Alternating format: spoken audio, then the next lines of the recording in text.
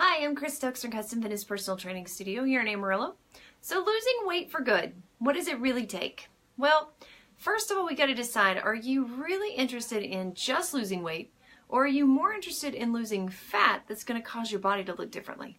So granted, you could want both of those, and that's fine, but if you're focused primarily on weight loss, there's a lot of things that you can do to cause weight loss, but they don't technically change your body any. So let me give you a little bit of an image here. So you take a kitchen sponge, just a rectangle kitchen sponge, one of the cheapy ones, and you hold it in your hand and it's really light, right? And then you take and put it under the water and it becomes heavy.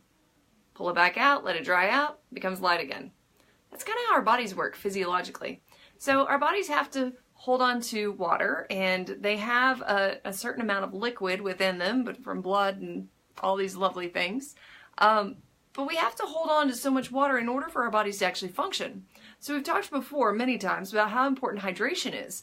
But whenever you think about weight, you have to understand that the body does have to have a certain amount of weight in order to process and function the way that it's supposed to. So let's take, for instance, you eat a Mexican food dinner. You've got tortillas, you've got chips, you've got rice. All these things are starches, and the starches, every gram that you eat causes you to hold on to 3 grams of water for processing, meaning that while the body is processing those carbs, it has to have that extra 3 grams of water in order to process those carbs. Once they have gone through the digestive system and they're done, then the body can let that 3 grams of water go. Now remember, that was per every gram that you ate. So if you ate a huge Mexican food meal, you're going to have some extra weight gain the next day, and it may hang on for about 24 hours, but then you'll start to see it slowly come off.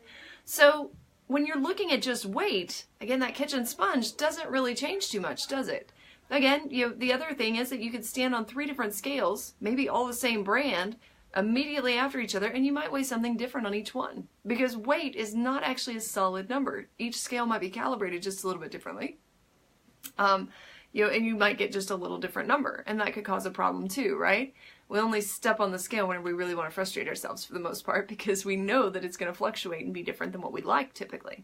So let's take that sponge analogy again and go into the idea of losing fat. So if we use that sponge for what it's meant to be used for, in a way that causes it to work and change just the getting wet and not getting wet, then as you start to scrub the dishes with that sponge, parts of it start to wear away, right? And it starts to change the shape of that sponge. So yes, you're still getting it wet, it's still getting dry, because this takes many weeks to months to happen, right?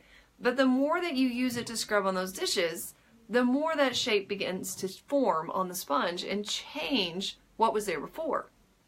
So what does that mean for us? Well, it means that whenever we're looking at losing weight, more often than not, while people do want the number on the scale to go down, they're typically wanting their body to change. You may be with me on that, you may not, but more often than not, people just want their body to look different. They want to feel different. They want to be healthier. All of those things go along with fat loss. Whenever you lose fat, your weight will change. You will look different. You will feel different. And you're going to be healthier for it. So what does it really take? Well, whenever you're looking at losing weight, you want to lose fat. If you're just doing a crash diet plan, you're probably storing fat and burning muscle, which is a surprise to a lot of people, being that they've lost weight. Well, they've lost weight because your body starts to see that through restriction, it actually goes into starvation mode, and it doesn't think that you're giving it any more nutrients of what it needs. So it starts to hold on to fat for that starvation period, and it starts to let go of your muscle mass. Muscle is more dense than fat. Muscle and fat are not interchangeable. One does not turn into the other. They are 2 different types of tissue. But 1 pound of muscle does weigh the exact same as 1 pound of fat. A lot of times I'll hear people say that muscle weighs more than fat. Well, it doesn't. It's just a more dense tissue. So fat, 5 pounds of fat, could be about the equivalent of your hands cupped together and it mounded over the top. Muscle would be more like between the hands here. So it weighs the same, but it's squished down. So it is a more dense tissue, so that can cause your weight to be different than what your mind thinks it should be. So what does it really take to lose that fat and keep it off? Well, it takes exercise. We've got to make sure that we're exercising about anywhere from And so as you're getting that activity, that's helping to burn more calories and build more muscle so that you can have a higher metabolism, which typically leads to burning off more fat. So exercise is one. Nutrition is one. We have to be eating a balanced meal plan, something sustainable. We have to be able to have the rainbow in there and get all the nutrients, all the vitamins, minerals, you name it, in our food that we need on a regular basis. So it has to be consistent, okay? Now the thing with exercise and nutrition, because people start to hear me say that that's what it takes to really do it, and they think, oh, I don't really want to do that. That sounds really hard. And it is. It's a challenge to add that into your lifestyle, but once it becomes a habit of your lifestyle, it becomes quite easy to do.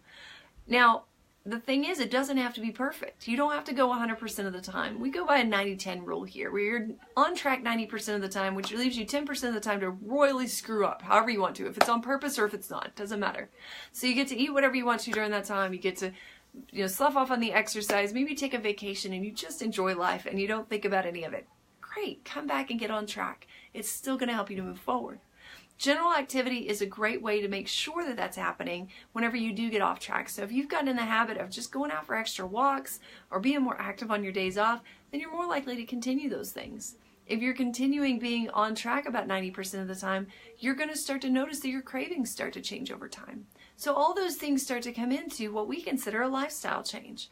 We start to build habits so that you can commit to being fit. And as you're doing that, remember that it's always about consistency, not about perfection. So the more often that you can do something, whether it's good or bad, the more likely it is to influence your life and your body and your health. So I would aim for the good side and be consistent with that. But if you can be consistent in that, you're going to see progress change. Nobody ever said that it takes perfection. It does take a little bit of change, though, in your daily life of what you're used to doing and maybe what you're comfortable doing. And really, in the last 5 years, I've learned that living in your comfort zone is truly overrated and that we should all jump out of it as often as possible. It scares the tar out of us most of the time, but it's definitely worth it. The risk versus reward, the reward is greater on that jumping out of your comfort zone. I hope you have a great day. We'll talk to you soon.